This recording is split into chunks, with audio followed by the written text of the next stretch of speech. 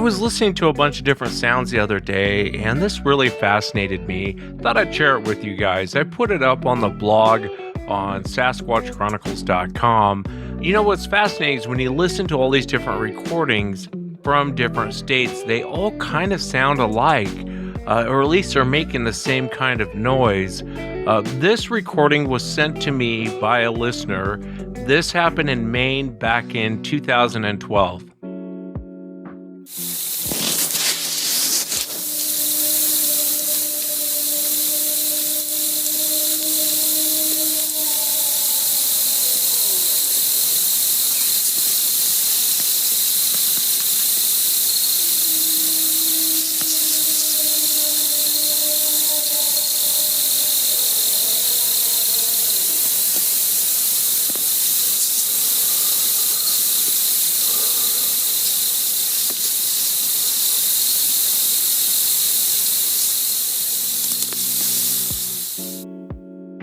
It really kind of reminds me of the Ohio Howl.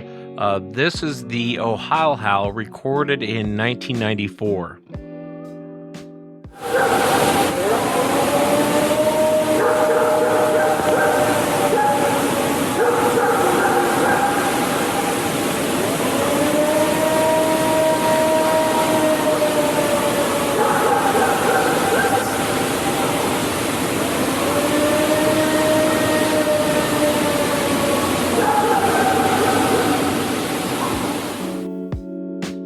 They sound a lot alike, don't they? BFRO investigator Jim Sherman recorded this in Michigan. I believe this was in 2013. Let's take a listen.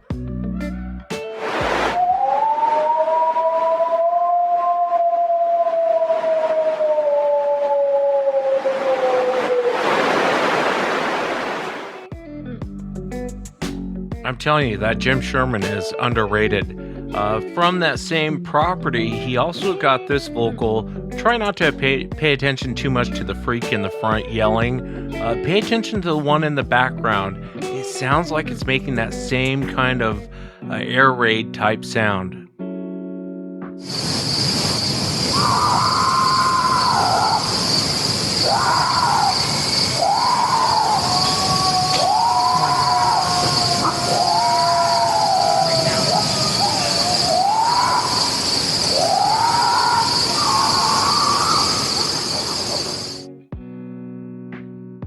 And this last one was captured back in 1983 in Fort Payne, Alabama.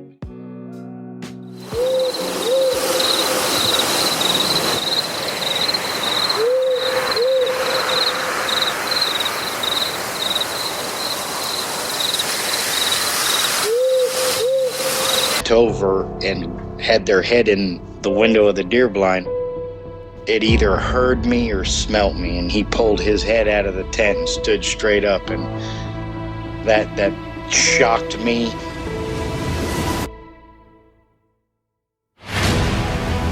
They don't make people that big. The way it moved, almost as if it was gliding across the beach. I've never seen anything move like that in my life. They were screaming at each other in gibberish. It sounded like a language, and they were chuntering away back and forwards, back and forwards, back and forwards. I know what a bear looks like, and there is no way on this planet that what I saw were bears.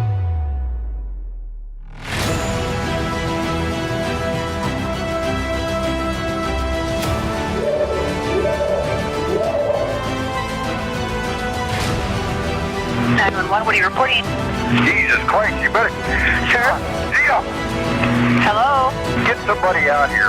What's going on now, sir? That son of a bitch is about 6'9", I don't know. Do you see him now, sir? Yes, I'm looking right at him. Uh-oh.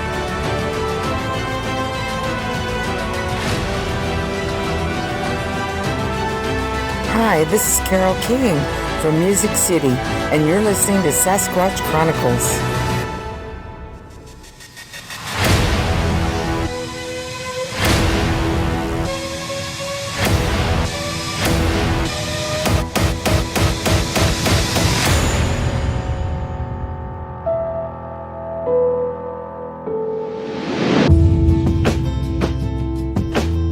Welcome to the show, everyone. Thanks for being here tonight. Got a great show planned for you. My guest is Gabriel, and I had to laugh a little bit when I first spoke to Gabriel. He'd never heard of the podcast. He never listened to it before. He thought I wrote blogs, and he had read some of them on social media. And as him and I got to talking, I think he thought I was just going to do a write-up and put it online. And I asked him if he'd come on the show and share what happened to him over 32 years ago. And so he was willing to come on. And thank you, Gabriel, for coming on. I hope you listen to the show in the future. If you've had an encounter and you'd like to be on the show, shoot me an email. My email address is wes@sasquatchchronicles.com. And if you get a chance to check out sasquatchchronicles.com, you can become a member and get additional shows. Let's jump into it tonight. I want to welcome Gabriel. Gabriel, thanks for coming on, man. I really appreciate you being here. How are you? Thank you very much. I'm doing well. Thank you so much for being here. And I know this encounter happened to you 32 years ago. You were 18, 19 years old in California, kind of in the Sierra Nevadas area. If you would you start from the beginning and kind of just tell us what were you doing and what happened? We used to always go up to the mountains and hike and just look for little adventures. Some of the fellas, and I wouldn't go with them on the times they would go hunting. That just wasn't my thing. But then a lot of times we went up there just looking to explore anything, just to get away. It was and is a fun thing to do. The mines were always fun. In your back of your head, you're always thinking about what you might find. Will you find gold, or how your imagination goes, and just becomes a fun thing for the fellas to do. And we had started venturing up from Sequoia National Park, from Central California, our normal stomping grounds, and then started venturing upwards towards the Santa Cruz direction, I suppose, or just going upwards and working what we were familiar with. So just looking for adventure, just fun, just fun, have a little road trip, grab a burger somewhere along the way with some of the truck stops are at, just having fun. Yeah, I know it kind of starts off that way. It sounds like a good time, but it doesn't quite end that way.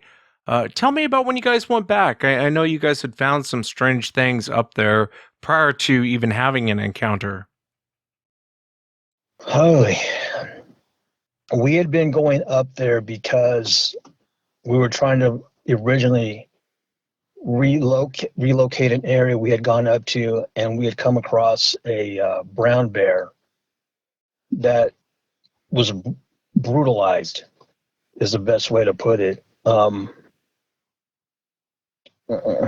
It wasn't bloody, but it was brutal. It had lumps on the body and the head. It was just a sight to see. And so we originally were going back to show other people that we knew that. And that was how this whole thing started. And when we'd go back looking, we couldn't locate the exact location, but I guess to speed it up, one day. Can I cut you off real quick, Gabriel, before you go on and kind of jump into what happened? When you say the bear was brutalized, what do you mean by that? Can you kind of define that for me? The best way I could probably describe that is a cartoon. If you've ever watched the old cartoons when somebody gets hit in the head and that bump just grows, it had bumps like that, on the body, there were just bumps. It was lumpy. Its head it had lumps, but there was one side of it that was pushed in. I don't want to say caved in. I think the proper word would be to say it was pushed in. Yeah, I appreciate you kind of going into a little bit more detail. When I first read your email, what came to my mind was this bear had been beaten to death, basically. There was no blood. I made it a point to look. I mean, you can't help but to be, there was no blood. My friend saw no blood. That's the definite memory I have of it. I was not the only one who saw it, but yeah, there was no blood. And that was kind of what we were going back looking for. We were young and dumb and weren't really thinking much other than, let's go show other people this thing. There were no claw marks that I saw, no blood, no teeth marks, no animals seemed to have gotten to it. I think animals tend to get to the dead pretty quick and eat it, but this didn't have any of that. Yeah, so I kind of understand why you guys went back and being young and curious and you guys find a bear that looked like it had been beaten. I kind of get why you'd go back and take friends back to show them this and go, hey, what the hell do you think happened? So you guys go back, kind of walk me into the events that happened, kind of leading up to the encounter.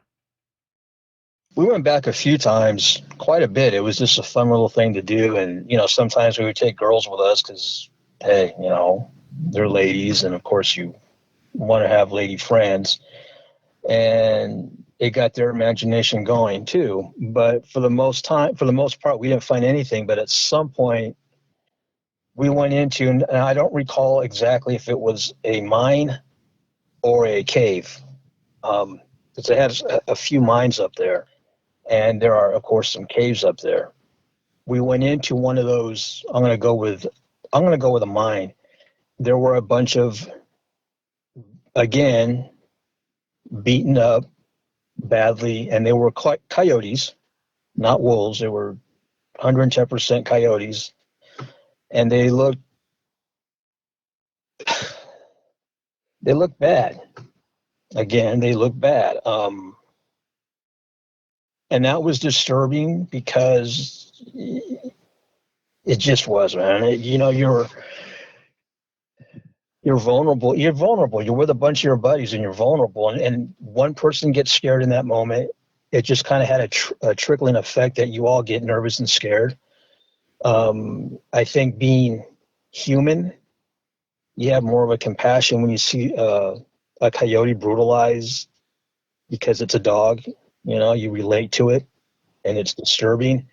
Seeing a bear, which I hear is extremely rare, you see it and you're like, wow, that's a bear. And you're going to feel bad for it, of course. I did. But when you see these dogs or coyotes, the one that freaked me out, is one of them was in a shape of a check mark or a V. Its back was broken. It just was in a V. Yeah, so that upset a lot of us, and a lot of people wanted to go back and beat up the people who did that because, coming out from the 80s and early 90s, heavy metal was a big thing. We all had long hair, and some of us kind of kicked around the idea, was this a cult, a satanic thing, or, we didn't have much of an expansion to think from of knowledge of the possibilities or probabilities of what could it be. And you see some hurt coyotes, and they were, again, it was not something you really care to see if you're an animal lover. Yeah, that would be hard to kind of look at. I'm not a huge fan of coyotes, but I'm very much against torturing an animal, and that I would be upset just like you were. And I know in the 80s we thought it was the satanic cults doing everything. I grew up during that time, so I know what you mean. But seeing this, it would upset me because if it is a poacher or a person or whatever, it's not killing to eat; it's just killing to kill. Yeah, exactly. There was, again, that I remember at this point, no blood. I do not see anything torn apart. I have no memory of that. So I stick with my memory being accurate from that time. But I do know that a couple of my buddies said they had saw some blood.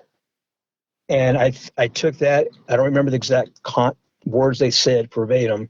I just remember that they saw blood, but it wasn't associated with the animal being tore open. So I don't know if blood spilled from its mouth or if maybe they saw it was bashed against the side of the rock cave or mine or whatever.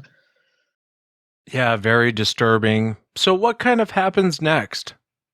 We left. We went down pretty quick. We kind of turned on each other. We started arguing. A couple of the fellas wanted to stay, and some of them wanted to. It was It was a disturbing thing, but we acted disturbed too. I look back at it now at the age I am at 50, and I look back at that and think we were scared and angry, but we didn't want to show it. So we went to what we resorted to, which is acting very tough, not knowing how to handle the situation. That was basically it. We were upset with one another, taking it out on each other. Some of us visibly shaking and scared, wanting to go. Some couple of the fellas, two particular of the guys, wanted to stay. It just wasn't going to happen. We were just all going to leave together. It was safer that way. So I remember some of the thoughts that we were saying back and forth were, are we being stalked by people growing drugs up in the mountains? I mean, the furthest thing really was the last final event going up there. Yeah, and before we jump into the final event, I wanted to ask you, you find the bear, which I could see it builds your curiosity, but now you're finding coyotes in the same condition. And you guys are 18, 19 years old. Did you ever think about going to your folks or going to law enforcement and being like, hey, there's something going on up there? And at the very least, I think it's a weird poacher up there, killing animals, torturing them. Nobody did that. And that was a big conversation that we did have. Nobody did it. Nobody did it. Nobody felt comfortable doing it. Nobody wanted to do it. The idea was kind of brought up. We were kind of like, don't tell anybody. I can 110% tell you that most of us, and I'm one of them, thought, hey, if something's going on up there, we don't want to get pegged with it. So yeah, no, not a good thing. I think some of the fellas told some of their parents. In fact, I'm sure of it, but I can't give you with 110% accuracy who they told and what they said, because I don't remember. Basically, it was kind of just nothing ever came of it. But yeah, going to the Rangers or the police, I just remember that nobody just was really big on the idea, and one of it was being. Who would be in on it? If something's going on there, who would be in on it? And are we going to get in trouble for it? And, because again, we're young, little, long-haired headbangers just having fun. And it just, Yeah, and I think when you explain it like that, I get it. I get completely what you mean. That probably would have crossed my mind too, being in that situation. Let me ask you, was there times where you guys went up to this area and nothing ever happened? You guys weren't finding mangled body parts of animals? Yeah. There was a few times that when we did go up, nothing happened. And it became more of a fun event the way it should have been. Just hanging out and kicking stones around, looking for snakes, lizards. You would take the girls with you. And, it was just being fun. A lot of times it did turn into that. This was a common thing to do. And it was a common thing to do in high school because you would take off in the weekends. And when it's the summertime, you go up there to the mountains quite often. Some people would go to the desert and do play in the mud with their, older friends in the 4x4s or whatever. But, it's pretty common to go to the lakes and try new places out and be the first to tell your friends that you went somewhere and take them to it. So yes, a lot of times we'd go up and it was just a normal fun event. Well, if you would take me back to the moment where you guys had this encounter with this creature. You guys are obviously in this area. You go all the time. Walk me into it. What happened? We went back and it was a large group. 5 of the guys were close friends of mine, really close. Some of them we went back to Cub Scouts. They grew up a block away from me. We were really close. The fun was going above the tree line, where it's a little harder to breathe, just a little more. You have more of a view to see your distance. There's more room to run around. But we went above the tree line because that's where, oddly enough, where we came across the mines and whatnot in the caves. But the coyotes and your bear was a wee bit north of the dense tree line. There were some trees around in that area, but it was north of the foresty part. So we went back up there, and we were just coming down, just heading towards where it's thicker, getting away from the rocky area and the caves. The mines, we were all together, but we weren't, we were all feet apart, and some of us were further out at the edge. And we started walking down, and I can't tell you who was the first person who has seen it, but I can tell you when I first saw it, and it wasn't even far. It was big, it wasn't moving, and it kind of tricked my brain out.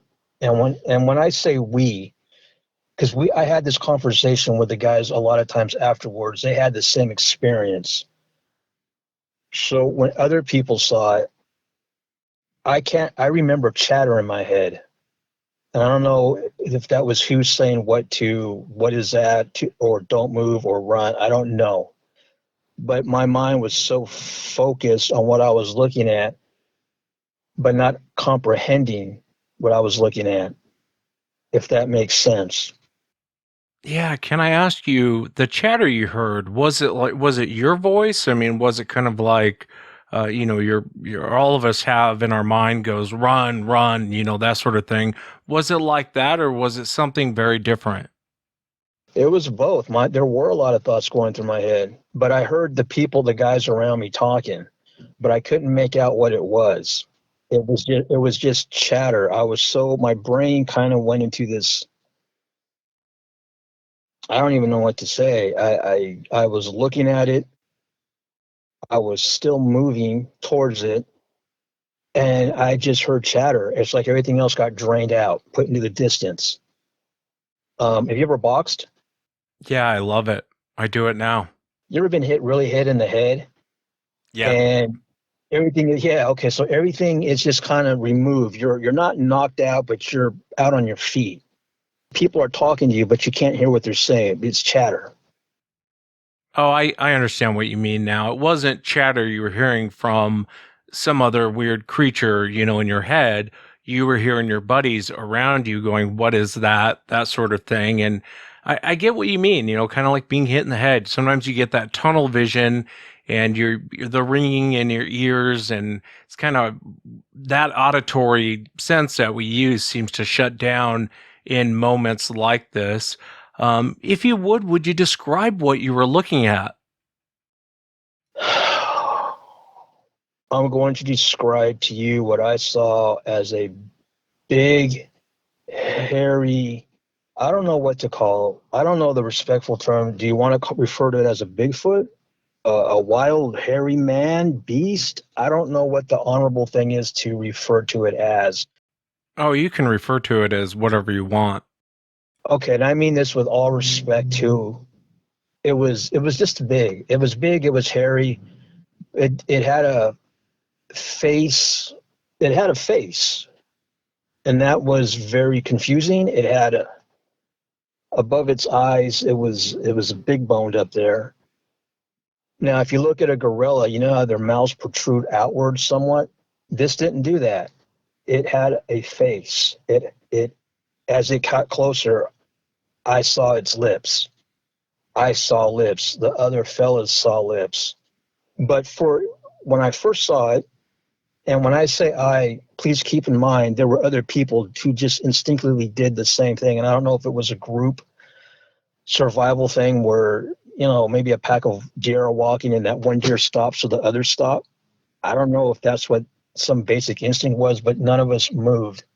So I stared at it along with the others, I'm sure, for just a couple minutes. It seemed like a couple minutes, and maybe I have that wrong. Maybe it was seconds, but it seemed like a couple minutes.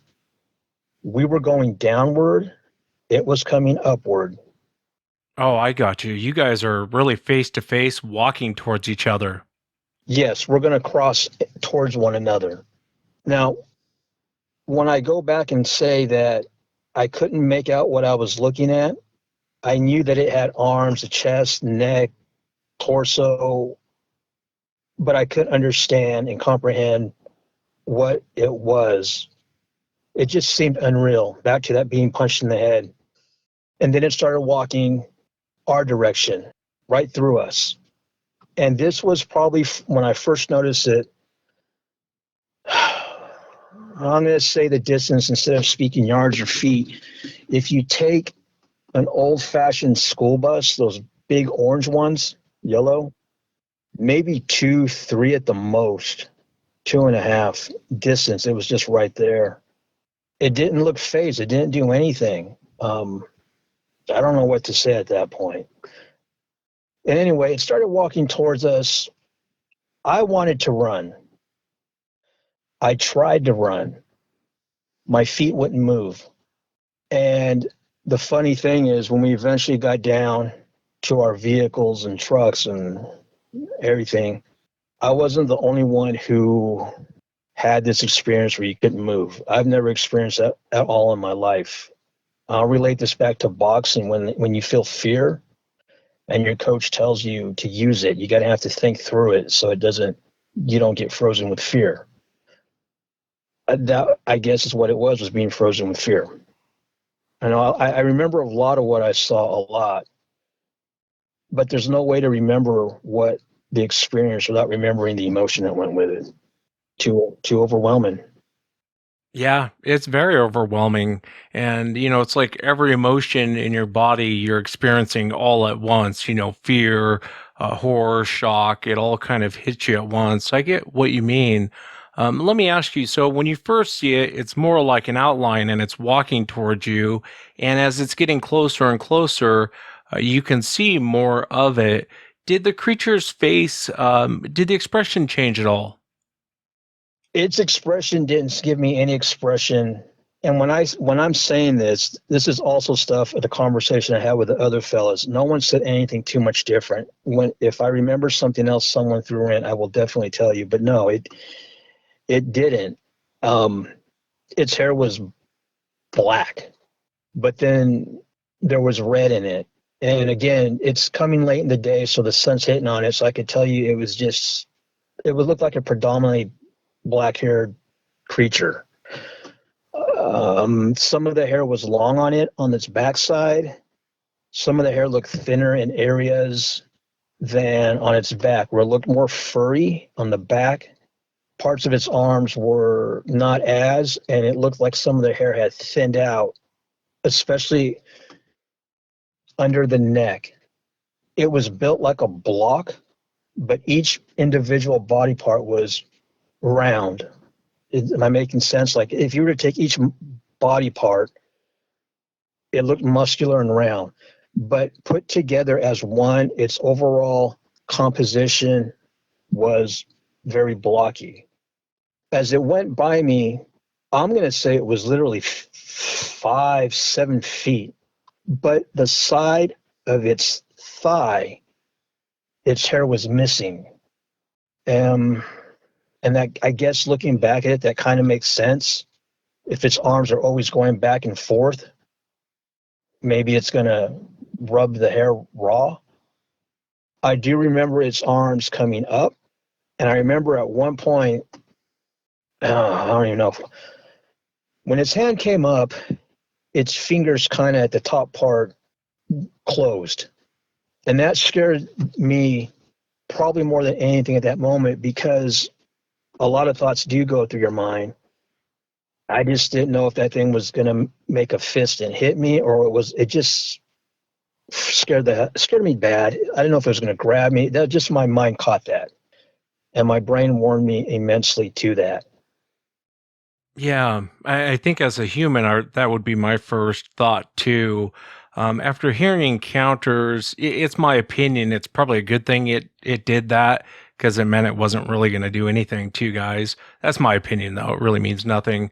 Let me ask you. So when it's walking towards you guys, is it looking at anyone? This thing looks straight ahead. I mean, I don't know what it's. I don't know how. I didn't, there's no way I could recall if its eyes were going left or right, but its head was straight. Its eyes were dark. And as it got close to me, there was enough that I could see in its eyes that there seemed to be a gray, white film over it. And I was always curious about that. Almost like it's going blind or something. I don't know if it's that. That would, I guess, maybe it's unhealthy, but I always remember there was a film of something over its eyes. Its eyes, small ears. It had small ears compared to its overall head. I'm going to say its ears were smaller than mine. It had small ears. It had a broad nose. Its eyes, the way I'm going to refer to it, were like almond shaped. I could see cheekbones. So did some of the other. After we were collected together as a group, some of the guys didn't look, and I don't blame them. I was stuck. Yeah, that small detail about the eyes, reminds me of a pit bull, and he's getting up there in age, and he kind of has that milky look in his eyes, and he's going blind, really, is what it is. And I almost wonder if that's what was going on here. I mean, who knows? It could have been something else. And when this thing's walking towards you guys are 18, 19 years old at this point. How much bigger is it than you? It was too big. It was too big. It was too big. It's kind of like if you think you're looking in the middle of a car, its broadness was like that from the hood of a car. You know, if you stand in front of a what do we have here? We have an El Camino. So if I'm standing in front of this El Camino, its broadness seemed like that. One of my friends is 6'3", 6'4". This thing was taller than him. It didn't have any heavy footsteps. I mean, I know I've seen things where they say you're going to hear footsteps. There was no thud, no anything. But at the same time, as I mentioned earlier, the chattering of my buddies was drowned out. So maybe that was drowned out. I don't recall. Again, cumulatively, when we all spoke later, no one could recall any heavy thuds when it walked. It was very big. I saw hands. I saw close enough to see through some of the skin where you could see the muscles. Patches of the skin were dry, like scaly, and reddish, and it definitely had that underneath its eyes. Yeah, there's a lot of reports of their skin. People report it like leather, very dry, kind of like dried out leather. And I wonder if that's really the makeup of their skin or if it's from exposure or poor health. It's really hard to say. It's strange though. I wouldn't know where to begin. I really don't. I don't know if that's just living up there in that environment, living in the wild like that. I don't know if it's diet. I don't know if it's age. I wouldn't even know where to really logically guess. I know nothing about, if I have to say it, primates. I know nothing of the aging process in humans living out there, spending their lives out there. You know, I just would probably have to relate it to an older dog, I guess. You know, when they get rashes or something, but I couldn't say. As it was coming towards you, did you get the impression that it was male or female, or did you not get an impression one way or another? I didn't have a feeling one way or the other, but I'm going to go with it. It was a male because I saw its nipple. It didn't have breast at all. I saw its chest area, and I saw a nipple. So to me, that resonates as a man. Again, knowing nothing of primates or what this Bigfoot person is I saw under from the chin. Okay, it was big, almost neckless, like lack of neck, but yet under from the chin to the upper part of the chest, you could see where there's space, the neck, that would be the neck area. I saw, more flesh there to match with the face. There was no hair around the mouth. It was completely hairless. One of my friends, I do recall, and I never looked back to see this, so his angle must have been facing other way. Like, what I'm saying is, one of my friends, his back must have been facing it to begin with. So he saw the backside, a good look at it, and said that there were claw marks on its back and it looked bloody. I have zero recollection of anything like that. And I'm believing him to the detail. I mean, yeah, so there was that, if that helps. Yeah, every detail definitely helps that you can remember. And I know we're going back many years. As it passed by, do you recall if there was an odor? No odor, no sound. Its mouth was a smidgen open, and I saw teeth. They looked like normal teeth. They didn't. They were not fangs. They're just human teeth. Yeah, and I could be off on your description, but I mean, it's really close now and it's kind of passing by you guys. So are you getting the impression it's more animal like or it's more man like? Kind of what was your impression? It was more man-like. And what did you think you were running into at this point?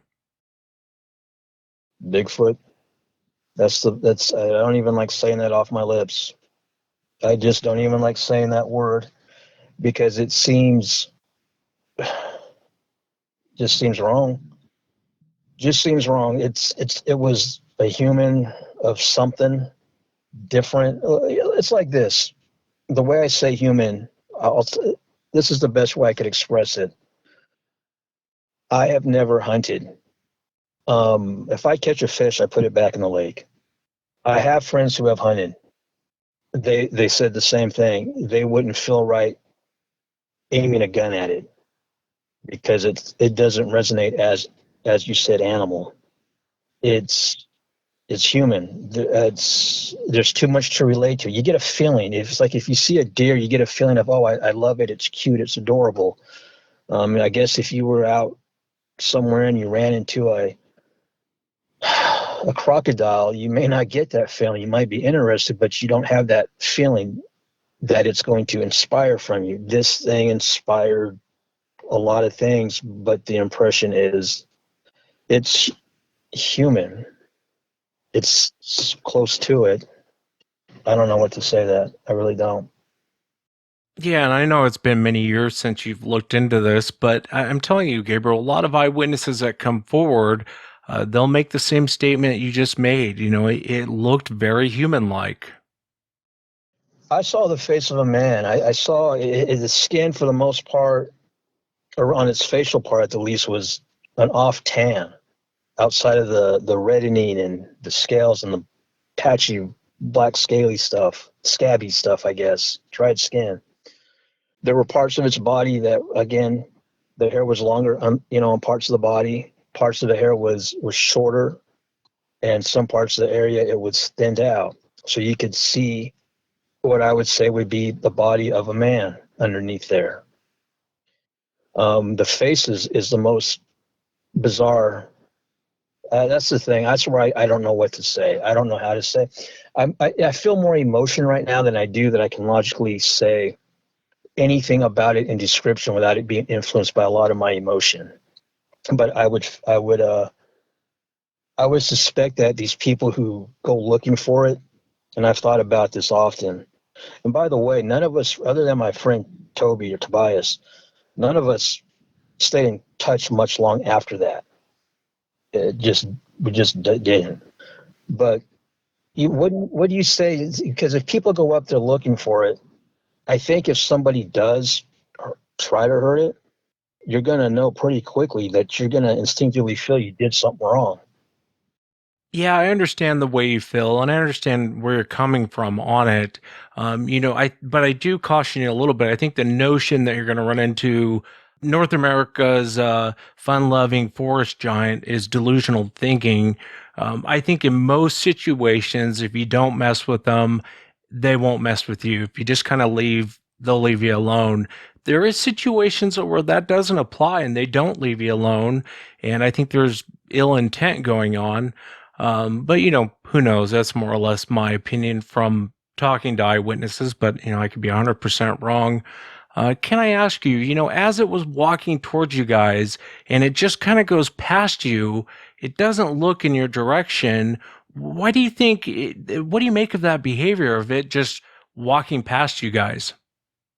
I've had a few thoughts on that. We weren't a priority. we were irrelevant. It had nothing to fear. It had a different objective. Maybe it could. I've always heard animals can instinctively smell the fear on you or sense it. Maybe it had that same ability to sense it. That's actually a really good point, Gabriel. I don't know that I've ever heard anyone say that. Like a dog that can sense fear. Maybe it has that sense. It's hard to say. And then the whole vision thing. I really wonder about the description of the eyes. I would agree with everything you said and add one more thing. You guys were going up there all the time. You guys had found these weird kills. It probably had been watching you guys for a long time and realized there wasn't fear. You guys aren't poachers. You guys are just a bunch of kids up there screwing around. It probably had been watching you guys for a long time. That's my opinion, though. That's a scary thought. That's a real scary thought. But yeah, I guess that would be like when people go hiking, a mountain lion knows of your whereabouts before you ever even know it. And if it wants you, it can. Yeah, so it walks past you guys and it's kind of gone now. Do you guys run back to the car? No, we did go directly to the car to get our way out. We didn't run immediately. I mean, we maybe somebody did. You walked fast, and when you felt like it was good to run, then you ran. And when one person ran, we all ran. It's kind of like you were creeping off without wanting to upset it. You didn't want to disturb it. You didn't want to kick a stone. You didn't want to do anything abrupt, but you wanted to get out of there. And as soon as you were in the clear, then you ran for it. Yeah, it's smart. It's smart how you guys left. When this was all said and done, did you ever talk to anyone about what you had seen, besides the people that were there? Yeah. Some of the guys told other people, and that was rough to deal with. Yeah, that's kind of what made us all stop want to not talk to one another, because when you're friends, you think you have each other's backs. And to this day, I like, to think that I will have a friend's back, a family member, of course. But it all unthreaded that day. And we all openly admitted we were scared. Some of the guys did defecate. I threw up, and I don't think it was from the running down. I think my body was just that stressed out. I don't know. I don't know what you know. I was just thumbing around the other night. Every now and then I think about this, and I go deep into it in my head, and I start thumbing around old books, internet, and start looking for, seeing if somebody's caught something that's credible to me to logically understand. So I don't have the question of, like you asked, did it seem more human or man? And I was bouncing around from the internet to the Instagram and looking and reading. And when I came across yours, it just, without a hesitation, I just started telling what happened. It just felt more of a relief. Yeah, I appreciate the kind words, Gabriel, and I really appreciate you coming forward and sharing it. Encounters are something that is very personal to people, and so I really do appreciate the fact that you would come on. How did this experience? How did it kind of affect you over the years? For the longest time afterwards, on my own time, that I've never drank. I don't drink. So I just felt what I felt. Depression, anxiety. Yeah, there were nightmares. And I still have nightmares every now and then, far between to this day. But in the nightmares, I am never seeing that day or the person / creature. What I am experiencing from those nightmares from that day is the exact feeling that thing creature brought out of me. That experience, that emotion of that day going into night, because it was later in the day, much later. Those feelings, I still experience them in my nightmares, and those came from that situation, because that is the only time I ever felt that way. And like right now, talking to you about it, on a scale of 1 to 10, I'm at a comfortable 2. And it's more of a, not a fear thing, it's more of a emotion of something I can't say. Sadness, vulnerable, small. And I got to throw the word in there, failure from that day. Why failure? One of my buddies is 6'3", maybe just a wee bit north of that. I'm 5'10". We all wanted to run. Nobody was under the impression of, this sounds bad, nobody wanted to protect one another if it came to it. Yeah, I think you're being too hard on yourself, man. I mean, it's a very unique situation, and you'll get some of the biggest, baddest men on the planet, or think they are anyway, and then they get in situations like this, and they want to leave, they want to run, they want nothing to do with this, and it is terrifying to run into one. And I think in moments like this, I always explain to people, think of every drastic emotion you have: horror, shock, fear, thinking you're going to die all at once. And then on top of that, there's an adrenaline dump. I think the reptilian side of our brain clicks on and goes, get out of here. You know what I mean? I do.